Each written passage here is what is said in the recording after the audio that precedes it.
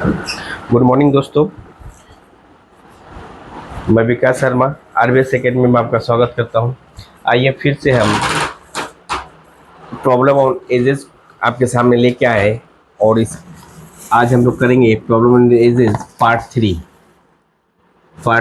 Question number 1 से करेंगे। Problem on edges part 3 question number 1 है the average age of a family the average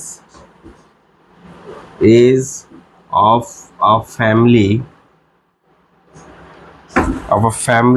of 10 of 10 members is 20 years. Is 20 years. If the age of if the age of the youngest member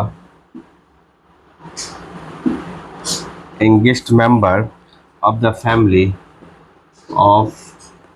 the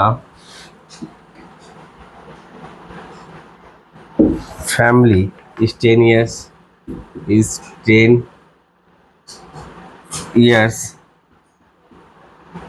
then the average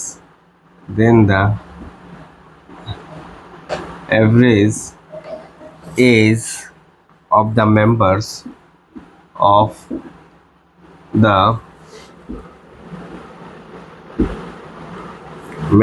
of the family of the family just before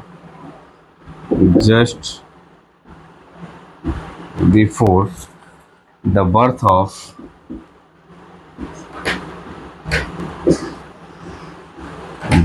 of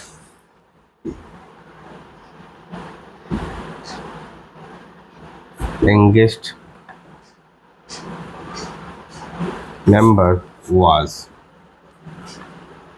question mark है, option है 9 and 1/11 years, 9 and 1 में 10 years, 11 and 1 में 9 years, 9 and 1 में 8 years।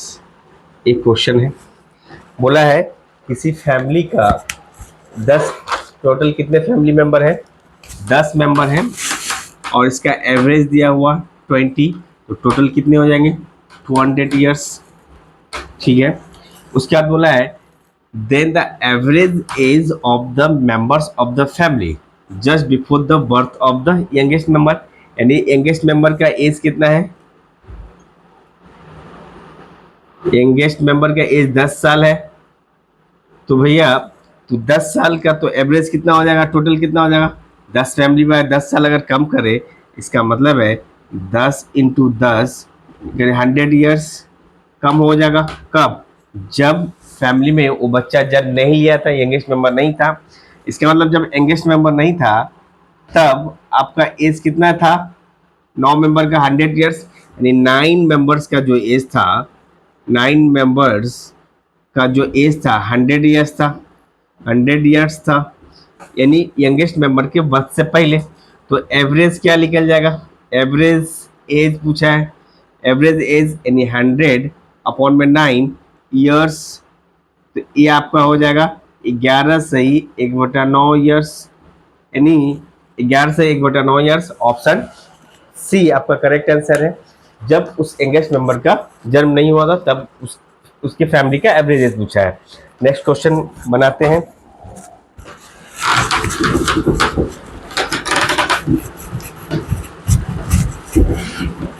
Question number 2,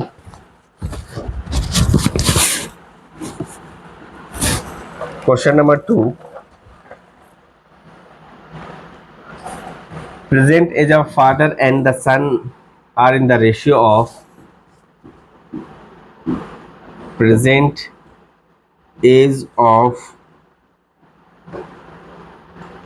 father and the son are in the ratio of 6:1, of 6:1 respectively.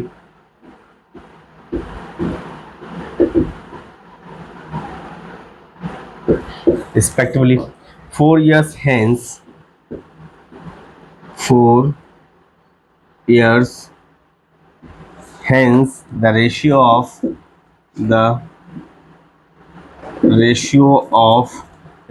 their ages will become 4:1. What is the present is?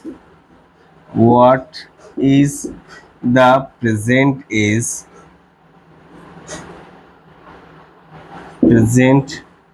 is of sun? of सन का present as क्या है? 10 साल, 6 साल, 4 साल, 8 साल, and none of this. तो एक question है, सेकेंड नंबर क्वेश्चन है हमारा, क्या है? Present age of father and son, यानी फादर एंड सन कितना है भैया? 6:1। यानी फादर का एज 6x है, तो सन का एज कितना होगा? x है। अब बोला 4 साल के बाद the ratio of their age है, 4 साल के बाद बोला है, यानी 6x+4 और x+4, ये जो रेशियो होगा 4:1 के बराबर होगा, 4/1 के बराबर होगा। यहाँ से x का वैल्यू निकाले, 6x+4 इक्वल्स टू 4x+16। यहाँ से 6x-4x इक्वल्स टू 16-4, यहाँ कितना हो जाएगा? 2x equals to 12। तो देयरफॉर x इक्वल्स टू कितना हो जाएगा? 6। x का वैल्यू 6 हो जाएगा। तो what is the present age of the son? तो present age of the son x का वैल्यू कितना था? 6 ईयर सी हो जाएगा, यानी सन का प्रेजेंट वैल्यू ऑप्शन 2 नंबर हो जाएंगे करेक्ट आंसर। उसके बाद नेक्स्ट क्वेश्चन नंबर 3 बनाते हैं। क्वेश्चन नंबर 3 क्या है? Question number 3, the ratio between the present age of the ratio between the present age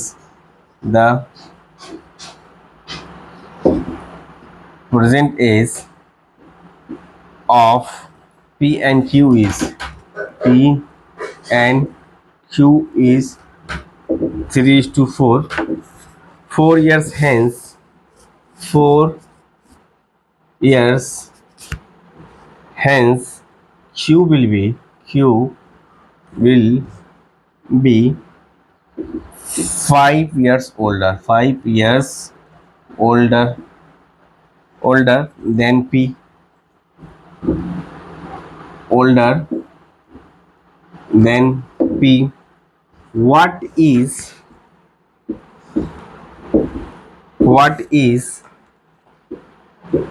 P's present age? Option है 15 साल, 20 साल, 25 साल, कांट डिटरमाइंड।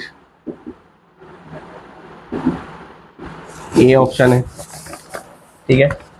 तो यहाँ से बोला है ratio of P and Q का रेशियो दिया हुआ है, P/Q का रेशियो दिया हुआ आपका 3:4।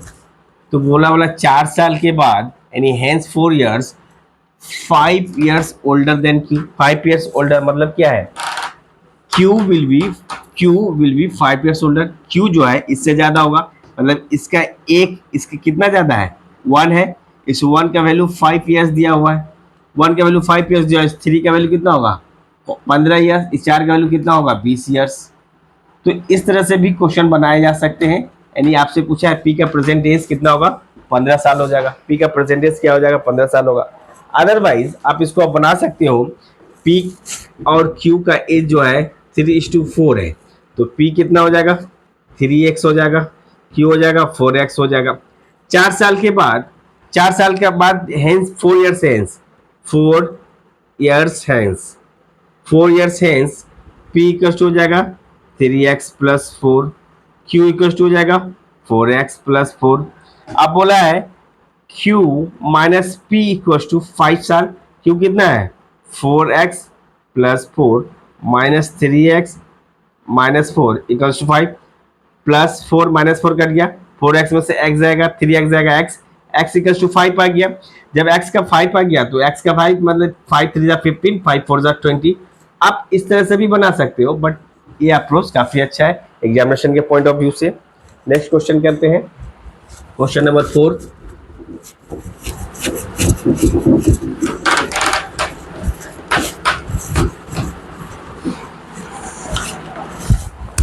क्वेश्चन नंबर 4, क्वेश्चन नंबर 4 क्या है? At present age of father is, at present age of father, father is 3 times the age of the age of his son, of his son 4 years hence, 4 years hence the ratio between the ratio between the ages of between the ages of father, ages of father and son becomes 13:5. What is the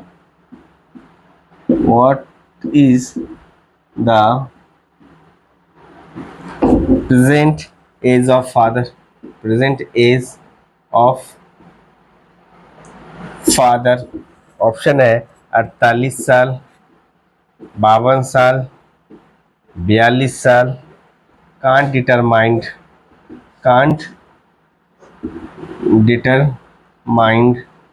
none of these. ये 5 option दिए हुए हैं। बोला है question देखिए क्या बोला है, फिर मैं बनाता हूं, अगर नहीं बनेगा तो।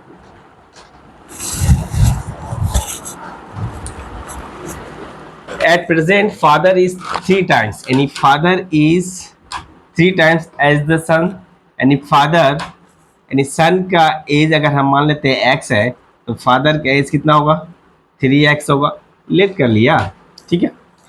4 years hence the ratio between 4 years के बाद यानी between the ages of father and son 3:5, यानी फादर कितना है 3x plus 4 divided by x plus 4 equal to 13/5 होगा। यहाँ से क्रॉस मल्टीप्लाई कर दे, 5 है 15x प्लस 5 चौके 20 इक्वल टू 13x प्लस 13 चौके 52। यहाँ से 15x माइनस 13x इधर आ जाएगा और यहाँ 52 है माइनस 20 आ जाएगा। इसका मतलब है 15 और 13 जाएगा कितना होगा 2x इक्वल टू, यहाँ 2 आ जाएगा, 5 हो जाएगा 3, तो देयरफॉर x इक्वल टू कितना आ जाएगा 16। तो आपसे क्या पूछा है 4 years hence what is the present age of the father at present age, तो फादर का प्रेजेंट एज कितना होगा यानी 3 इंटू 16 यानी 48 ईयर्स, 48 ईयर्स यानी option 1 is the correct answer 48 years.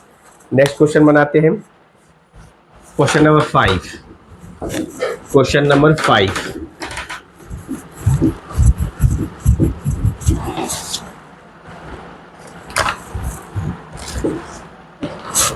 6 years ago, 6 years ago, mother's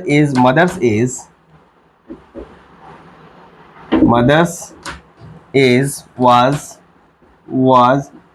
18 years more than the son, more than the son's age,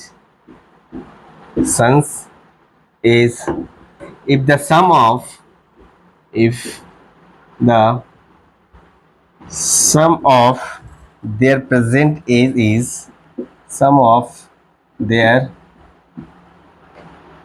present age is 30 years 30 years. what was the what was the age of the the mother mother 6 years back 6 years back? ठीक है, option है 32, 36, 30। 32 साल, 36 साल, 30 साल, 24 साल, and none of